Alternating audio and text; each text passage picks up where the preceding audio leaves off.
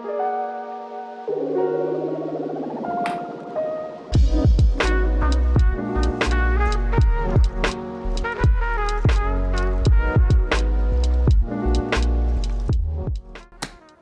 so this is the custom case I designed for myself that holds a Pokeball as well as for a watch. Now, before I start, hey guys, my name is Sean. I make unique leather goods as well as review them.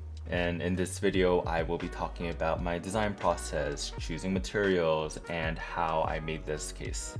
I was really inspired by the Louis Vuitton's luxury trunks, but reimagined it to be a lot smaller. And this case, I used leather in the color saddle with the natural color stitchings on it and used a 24K plated gold for the hardwares. For the inside, I lined it up with gold leather and black and made a holder that can store the Pokeball or the watch. So why did I even make this? Well, I've been collecting these highly accurate die-cast Pokeball replicas by the Wong Company. They're really cool. I would love to collect all of them in the future, but it just costs a lot of money.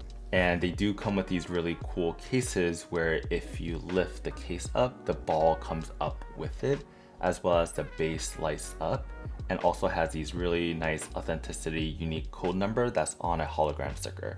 But pretty much what I wanted to do is I just wanted to put my own spin on it. I wanted to make it out of leather and put some gold on it. And pretty much when I was trying to make this, my inspiration was looking online on watch cases, luxury trunks, especially these reference books that I have, was the Louis Vuitton 100 Legendary Trunks.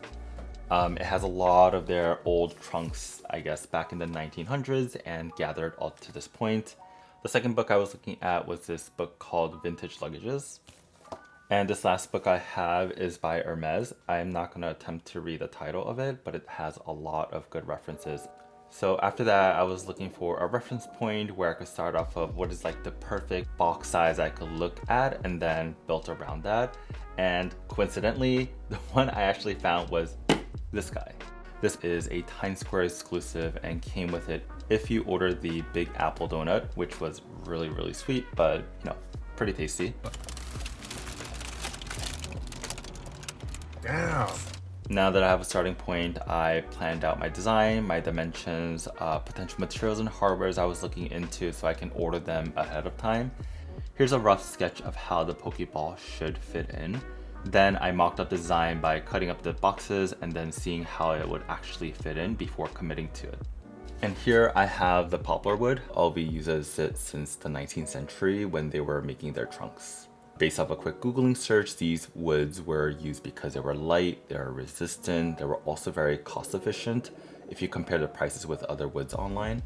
So what I did was I ordered these based off the specs I made on Illustrator and then used the laser cutter to cut them all out. And then I assembled them with using wood glue. I used this opportunity to confirm my leather choices.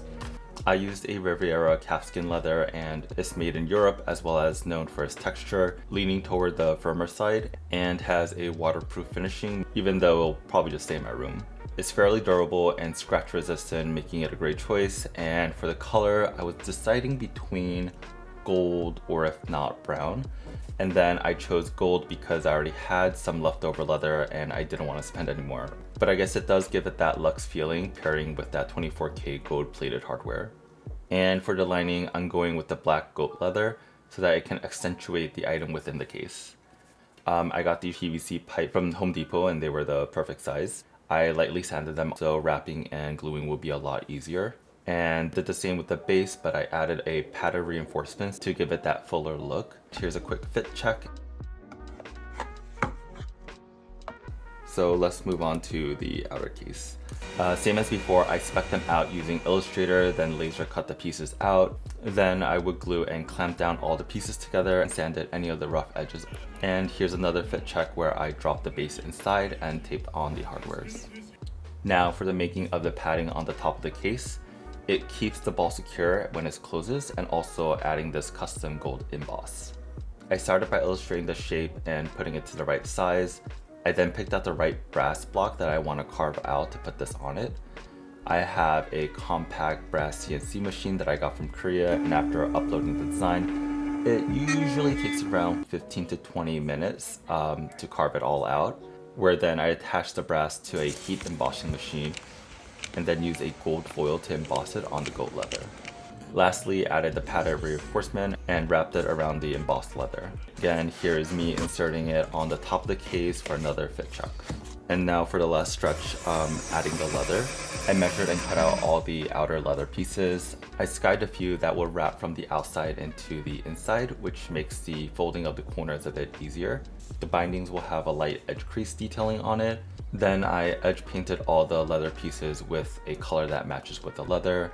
Then I stitch it using a natural color stitch. And while I was adding the leather, I've been attaching all the hardwares around it. After almost a month, I have finally finished it. So if you really enjoy this content, please like and subscribe, it really helps out. Let me know if you have any comments below. Thank you and see you in the next video.